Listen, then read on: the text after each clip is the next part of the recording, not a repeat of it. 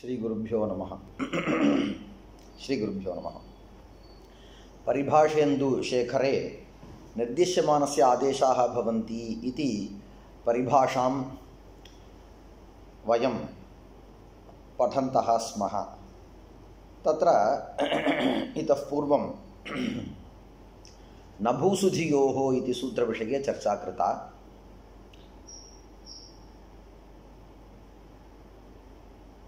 तत्र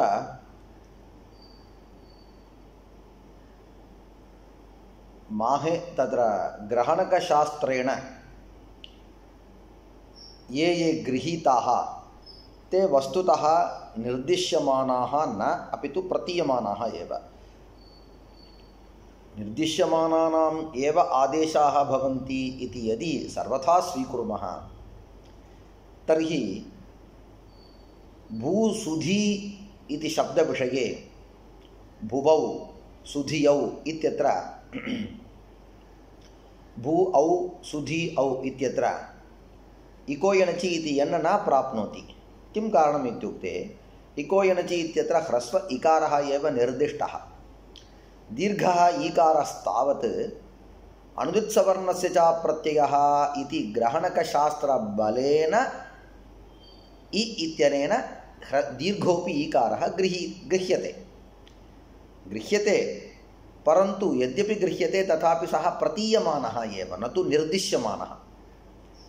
अतः आदेशाः निर्दिश्यमानस्य एव स्थाने भवेयुः, प्रतीयमानस्य स्थाने न प्रवर्तन्ते इति यदि सर्वथा अङ्गीकुर्मः तर्हि सुधी औ इत्यत्र यन् न प्राप्नोति। ईकारः प्रतीयमानः एव न तु निर्दिश्यमानः इति कारणात्। एवमेव भू इत्यत्रापि परन्तु प्राप्नोति इति कृत्वा एव पाणिनिः नभूसुधियोः इति निषेधं करोति। एवञ्च प्राप्तिरस्ति इति ज्ञायते।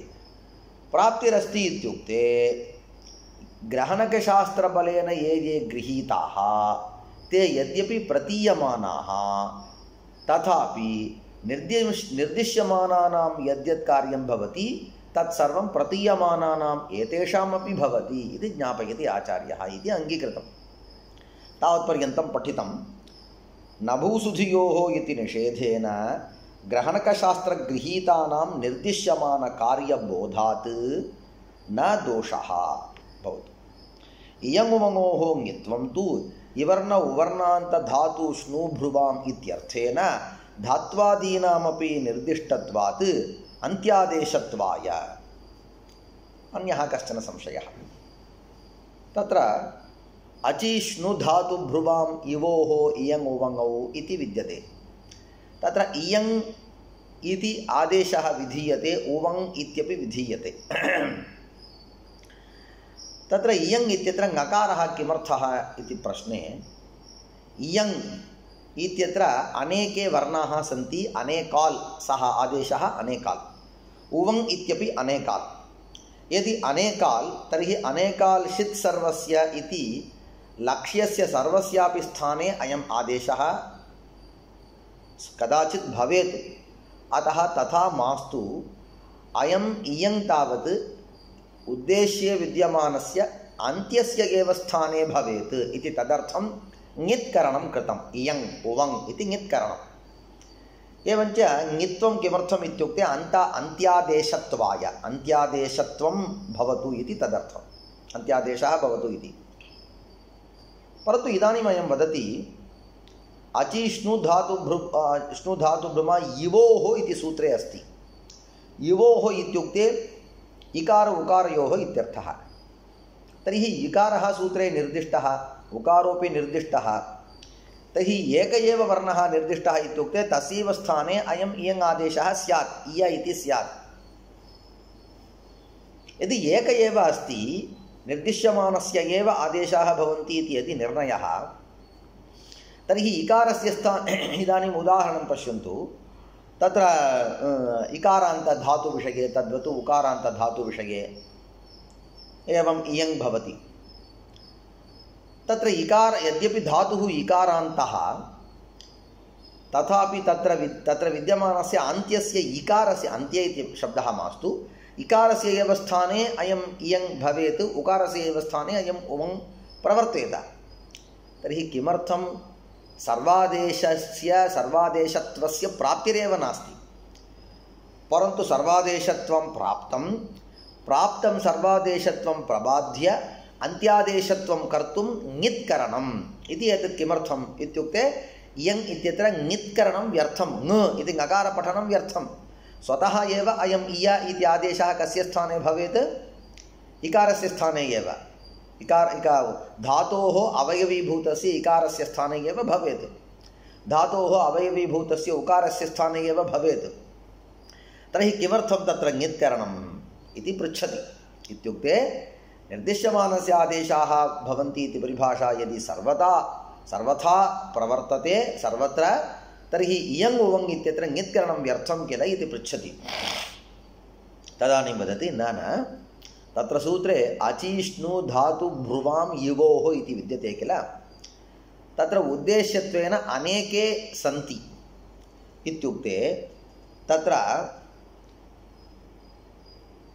श्नु इत्येतस्य तद्वत् भ्रू इत्येतस्य इकारान्त उकारान्त धातूनाम् एवञ्च उद्देश्यत्वेन इकारान्तः धातुः, धातोः अवयवः इकारः इत्युक्ते एकः इकारः एव विद्यते इति वक्तुं शक्नुमः। परन्तु सूत्रस्य कथम् अर्थः इत्युक्ते इवोः श्नु धातु भ्रुवाम् इत्यत्र इवोः इति एतत् श्नु धातु भ्रुवाम् इत्येतत् प्रति विशेषणम्। अतः येन विधिस्तदन्तस्य इति न्यायेन इति सूत्रेण इकारान्तस्य उकारान्तस्य इति भवति। इकारान्तस्य इति पदस्य कुत्र अन्वयः इत्युक्ते श्नु तावत् स्वतः उकारान्तः, अतः स्वतः यः उकारान्तः सः इकारान्तः न भवति विरोधात्। उकारान्तत्वं तावत् स्वतः सिद्धम्, अतः विशेषणस्य आवश्यकता नास्ति।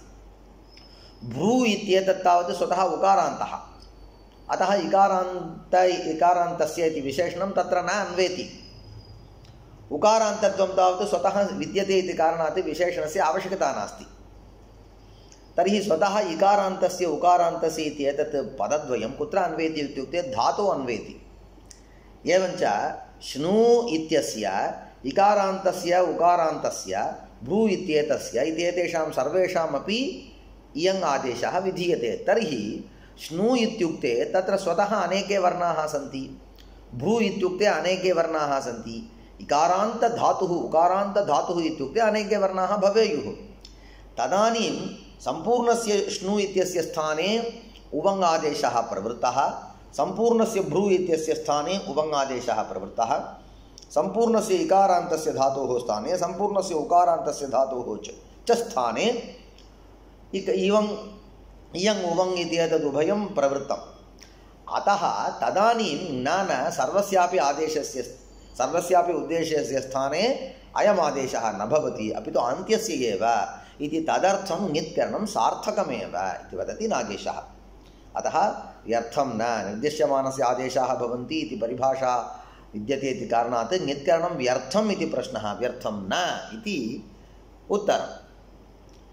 इयङ् उवङोः ङित्वं तु इवर्णान्त उवर्णान्त धातु श्नु भ्रुवाम् इत्यर्थेन धात्वादीनामपि निर्दिष्टत्वात् अन्त्यादेशत्वाय। तदनन्तरम् अन्यत् पृच्छति, ऋङ् इति एकः आदेशः, ऋङ् इति एकः आदेशः। तत्र सूत्रे ऋकारः निर्दिष्टः, ऋकारस्य स्थाने एव ऋङ्, ऋकारस्य स्थाने एव ऋङ् भवति। तर्हि तत्र ऋङ् इत्यत्र पश्यन्तु, यदा उद्देश्यत्वेन एक एव वर्णः अस्ति तर्हि आदेशः अनेकाल् वा भवतु एकाल् वा भवतु तस्य एकस्यैव उद्देश्यस्य स्थाने प्रवर्तेत, अन्या गतिः नास्ति। यदा उद्देश्ये अनेके वर्णाः भवेयुः तदानीं संशयः स्यात्, सर्वस्यापि सम्पूर्णस्य सर्वेषामपि वर्णानां स्थाने अयम् आदेशः भवति वा अथवा अन्त्यस्य स्थाने भवति वा इति संशयः भवेत्। तदर्थम् अनेक उपायाः, अनेकाल् चित् सर्वस्य इति, यदि अनेकाल् तर्हि सर्वादेशः एव, यदि षित् तर्हि सर्वादेशः एव, यदि ङित् तर्हि अन्त्यादेशः इति एतदर्थम् एतत् सर्वं विद्यते। ऋङ् ऋतः इति सूत्रे ऋतः इति ह्रस्वऋकारः निर्दिष्टः।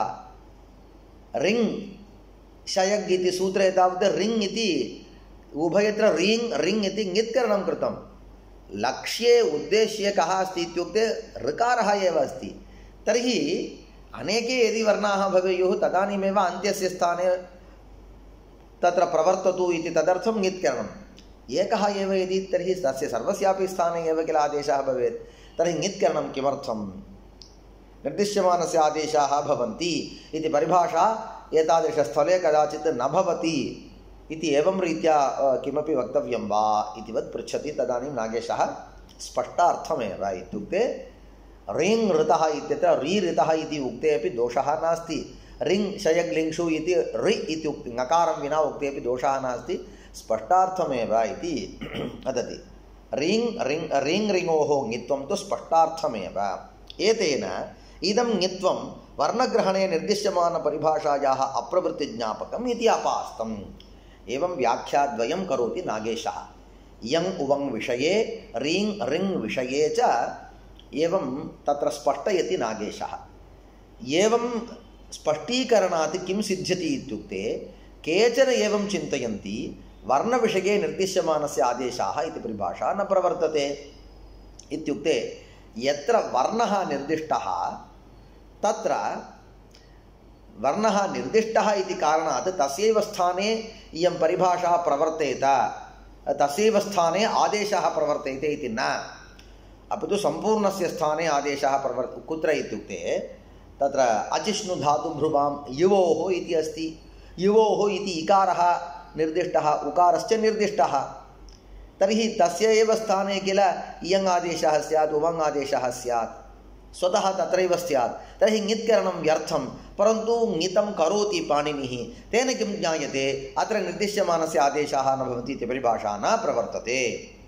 एवञ्च अन्यस्य कस्यापि स्थाने तत्र इय उव इति उभयोः प्रवृत्तिः स्यात् इति तद्वारणार्थम् अन्त्यस्य स्थाने एव इय उव इत्यनयोः प्रवृत्तिः स्यात् इति तदर्थमेव ङितं करोति इति केचन एवं रीत्या व्याख्यानं कुर्वन्ति। तद् असाधु, तद् अपास्तं। किं कारणं? पूर्वं नागेशन एतादृशरीत्या स्पष्टीकरणात्। अयमेव विषयः कुत्र रिङ्, तत्र पश्यतु रिङ् ऋतः इति ह्रस्वऋकारः निर्दिष्टः। निर्दिष्टेपि लक्ष्ये एकः एव विद्यते, एवं स च निर्दिष्टः। तथापि रीङ् इति ङित्करणात् किं ज्ञायते? तस्य स्थाने अयं कदाचित् न प्रवर्तेत। निर्दिश्यमानस्य आदेशाः भवन्ति इति नियमः अत्र वर्णविषये, किं कारणं? वर्णः सः, वर्णविषये न प्रवर्तेत, अत एव तथा निर्दिष्टम् आचार्येण इति। एतादृशरीत्या प्राचीनाः केचन व्याख्यानं कृतवन्तः। तत्सर्वम् असाधु, तत्सर्वम् अपास्तम् इति वदति। एतेन इदं ङित्वं वर्णग्रहणे निर्दिश्यमानपरिभाषायाः अप्रवृत्तिज्ञापकम् इति अपास्तम्। अनन्तरं हयवरट् सूत्रस्थेन अयोगवाहानाम् उपदेशे अलोन्त्यविधिः प्रयोजनं वृक्षस्तत्र नैतदस्ति प्रयोजनं निर्दिश्यमानस्य इत्येव सिद्धम् इति भाष्येन विरोधात्। अन्ये केचन ते प्राचीनाः पृच्छन्ति, ननु अस्माभिः यया रीत्या व्याख्यानं कृतं तादृशव्याख्यानस्य अङ्गीकरणे को वा दोषः? फलं सिद्ध्यति किल? तत्र निर्दिश्यमानस्य आदेशाः न भवति इत्युक्ते अपि इयं तावत् इकारस्य स्थाने एव भवति, उवं तावत् उकारस्य स्थाने एव प्रवर्तते। किं कारणम् इत्युक्ते अलोन्त्यस्य इति प्रवृत्तौ इकारान्तधातोः अन्ते विद्यमानस्य इकारस्य एव स्थाने इयङ्, उकारान्तस्य धातोः अन्ते विद्यमानस्य उकारस्य स्थाने एव उवङ्। तत्र रीङ् ऋतः इति ऋकारान्तस्य तस्य अङ्गस्य अन्ते विद्यमानस्य ऋकारस्य एव स्थाने रीङ् इति।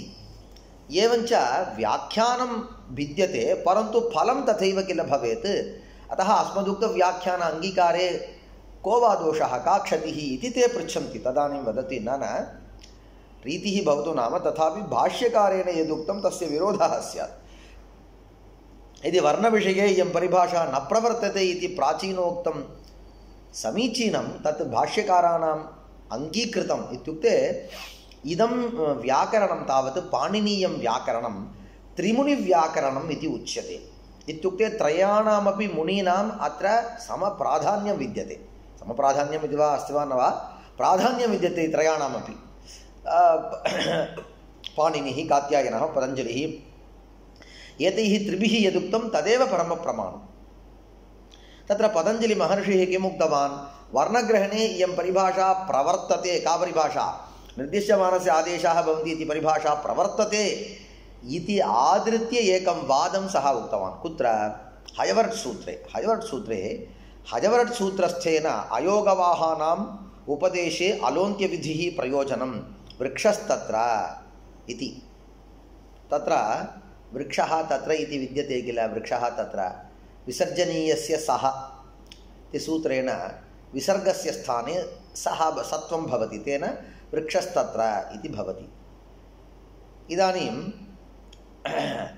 विसर्गः विद्यते किल, अयं विसर्गः माहेश्वरसूत्रे न निर्दिष्टः। माहेश्वरसूत्रे ये न निर्दिष्टाः, ये निर्दिष्टाः तेषां योगवाहाः इति नाम। योगवाहाः, योगः नाम सूत्रघटकाः ये सन्ति, इत्युक्ते सूत्रे ये वर्णाः सन्ति माहेश्वरसूत्रेषु, तेषां वर्णानां योगवाहाः इति नाम। अयूण अकार इकार उकार नकाराः योगवाहाः, ऋलक् ऋलक् ककाराः एते योगवाहाः। एवञ्च माहेश्वरसूत्रेषु ये वर्णाः सन्ति ते योगवाहाः। ये तावत् माहेश्वरसूत्रेषु न सन्ति ते अयोगवाहाः। इत्युक्ते केचन वर्णाः माहेश्वरसूत्रेषु न दृश्यन्ते, न उपदिश्यन्ते। के ते इत्युक्ते अनुस्वारः। अनुस्वारः अत्र नास्ति माहेश्वरसूत्रेषु, विसर्गः नास्ति, जिह्वामूलीयः नास्ति, उपध्मानीयः नास्ति, यमः इति कश्चन नास्ति। एते पञ्च माहेश्वरसूत्रेषु न उपदिश्यन्ते। यदि नोपदिश्यन्ते तर्हि व्याकरणशास्त्रे एतैः उपयोगः नास्ति वा, व्याकरणशास्त्रे एते वर्णाः नाङ्गीक्रियन्ते वा इति प्रश्नः। न अङ्गीक्रियन्ते एव इति अस्माभिः उत्तरं। तर्हि कुत्र अङ्गीक्रियन्ते इत्युक्ते अयोगवाहानाम् अट्सु उपदेशः इति अयून् इत्यारभ्य हयवर्ट् इति पर्यन्तं तत्र कुत्रापि एते वर्णाः उपदिष्टाः इति वयं स्वीकुर्मः। अथवा षर्षु षषसर् इति विद्यते किल, तत्र कुत्रापि एते वर्णाः उपदिष्टाः इति अङ्गीकुर्मः वयं। तेन किं भवति इत्युक्ते यदा एकः प्रत्याहारः क्रियते तदानीम् एते पञ्चापि अन्तर्भूताः भवेयुः। इदानीम् अट् इति उच्यते, तदानीं यद्यपि वस्तुतः माहेश्वरसूत्रेषु एते न सन्ति तथापि एतेषां ग्रहणं भवति। तत्र अल् इति प्रत्याहारः। इदानीं कश्चन पृच्छति, किं माहेश्वरसूत्रे एतेषां मुख्यतः विसर्गं स्वीकुर्मः वयं, तस्यैव अत्र विचारः। माहेश्वरसूत्रे विसर्गः न उपदिष्टः। विसर्गः किम् आवश्यकः? माहेश्वरसूत्रे आवश्यकः इत्युक्ते आवश्यकः एव इति वदति। कथम् इत्युक्ते पश्यतु, वृक्षः तत्र इति विद्यते, सः तावत् विसर्गान्तः विद्यते। अस्माभिः किम् उक्तम्? अलोन्त्यस्य इति विद्यते। तत्सूत्रं किं? विसर्जनीयस्य सः इति विद्यते। विसर्जनीयस्य सः इत्युक्ते विसर्जनीयान्तस्य सः भवति। विसर्जनीयान्तं किं? वृक्षः इति विसर्जनीयान्तं विद्यते। इत्युक्ते वृक्षः इत्यत्र अन्ते विसर्जनीयः विद्यते, अतः विसर्जनीयान्तं पदं तत्। विसर्जनीयान्तस्य सः कस्य सूत्रस्य? विसर्जनीयस्य सः इति सूत्रस्य विसर्जनीयान्तस्य सः इत्यर्थः। विसर्जनीयान्तः अस्ति, इदानीं सः, तर्हि वस्तुतः अयं सकारः वृक्षः इति सम्पूर्णस्य स्थाने प्रवृत्तः, प्रथमं प्रवृत्तः। तदानीम् अन्यत् सूत्रं विद्यते, अलोन्त्यस्य षष्ठीनिर्दिष्टस्य अन्त्यस्य अलः आदेशः स्यात् वदति। ननु यदि उद्देश्यं षष्ठी विभक्त्यन्तं निर्दिष्टम्, आं निर्दिष्टं, कथं? विसर्जनीयस्य इति निर्दिष्टं। यदि षष्ठी निर्दिष्टं तर्हि अयम् आदेशः लक्ष्यस्य अन्ते विद्यमानस्य अलः स्थाने एव भवति। अलोन्त्यस्य, अलः इत्युक्ते अकारादारभ्य शशसर् हल् पर्यन्तं। इत्युक्ते ये महान् प्रत्याहारः तस्मिन् प्रत्याहारे सर्वेपि माहेश्वरसूत्रे विद्यमानाः वर्णाः अन्तर्भूताः तर्हि अन्त्यस्य अलः आदेशः स्यात् इत्युक्ते वृक्षः इत्यत्र अन्त्यः कः विसर्गः परन्तु सः अल् नास्ति किं कारणं माहेश्वरसूत्रे सः न उपदिश्यते इत्युक्ते माहेश्वरसूत्रे विसर्गः यदि न उपदिश्यते तर्हि कः दोषः इति पृष्टं तस्य उत्तरं एतत् वृक्षः इत्यत्र अन्ते विसर्जनीयः विद्यते विसर्जनीयः नाम विसर्गः सः अन्त्यः एव तथापि सः अल् न विद्यते सूत्रं किं वदति अलोन्त्यस्य अन्त्यस्य अलः आदेशः न केवलम् अन्त्यः स्यात् अपि तु अन्त्यः अल् स्यात् इति अयम् अन्त्यः विद्यते परन्तु अल् नास्ति एवञ्च अस्य अल्त्वसम्पादनाय माहेश्वरसूत्रे विसर्गः कुत्रापि उपदिष्टः इति स्वीकर्तव्यम् इति ते वदन्ति अतः विसर्गः कुत्रापि उपदेष्टव्यः एव तदानीं भाष्यकारः वदति न अस्य आवश्यकता नास्ति इति सः वदति सः किं वदति विसर्जनीयस्य सः इति सूत्रस्य विसर्जनीयान्तस्य सः इत्येव अस्तु अलोन्त्यस्य इति परिभाषा अत्र नैव प्रवर्तते तथापि विसर्गस्य स्थाने सः सकारः आदेशः भवति किं कारणं निर्दिश्यमानस्य आदेशाः भवन्ति इति तर्हि कथम् इत्युक्ते विसर्जनीयस्य सः विसर्जनीयान्तस्य विसर्जनीयान्तं किं वृक्षः विसर्जनीयान्तस्य निर्दिश्यमानस्य विसर्जनीयस्य सः विसर्जनीयान्तं किं वृक्षः तत्र निर्दिश्यमानः कः विसर्गः तस्य स्थाने सकारः इति कृत्वा वृक्षस्तत्र इति सिद्ध्यति इति माहेश्वरसूत्रे एते विसर्गस्य उपदेशः अत्यन्तम् अन्ते तावत् उपदेशः कर्तव्यः इत्येव वदति परन्तु पूर्वपक्षे एकदेशी भाष्ये एवं विद्यते अतः तस्य उपदेशः नैव कर्तव्यः इति सः वदति भवतु अनेन किं ज्ञायते निर्दिश्यमानस्य परिभाषा इति निर्दिश्यमानस्य आदेशाः भवन्ति इति परिभाषा वर्णविषये प्रवर्तते इति किल ज्ञायते विसर्जनीयः इत्युक्ते विसर्गः वर्णः एव किल वर्णस्य स्थाने तावत् निर्दिश्यमानपरिभाषा सञ्चारं कृत्वा विसर्जनीयस्य इति निर्दिष्टत्वात् तस्यैव स्थाने सकारः भवतु अलोन्त्यस्य इत्यस्य आवश्यकता एव नास्ति इति वदति इत्युक्ते निर्दिश्यमानस्य आदेशाः भवन्ति इति परिभाषा वर्णविषये प्रवर्तते इत्येव कः अभिप्रैति भाष्यकारः अभिप्रैति इति ज्ञायते एवञ्च तादृशभाष्यकारवादस्य विरोधः स्यात् इति कारणादेव वयं किम् उक्तवन्तः निर्दिश्यमानपरिभाषा वर्णविषये न प्रवर्तते इति न वक्तव्यम् इति अस्माभिः उक्तम् हयवरट् सूत्रस्थेन अयोगवाहानाम् उपदेशे अलोन्त्यविधिः प्रयोजनं वृक्षस्तत्र नैतदस्ति प्रयोजनं निर्दिश्यमानस्य इत्येव सिद्धम् इति भाष्येन विरोधात् अनया परिभाषया येन विधिः इति सूत्रबोधितदन्तस्य स्थानिवद्भावबोधनं यदागमाः इति लब्धस्य च येन विधिस्तदन्तस्य इति सूत्रं विद्यते विशेषणं तदन्तस्य संज्ञा स्यात् इति एवञ्च विशेषणान्तं यत् विद्यते तत् स्थानी तत् स्वतः स्थानी न भवति अनया परिभाषया येन विधिः इति सूत्रबोधितदन्तस्य स्थानित्व अभावबोधनं पश्यतु एकम् उदाहरणं वदामि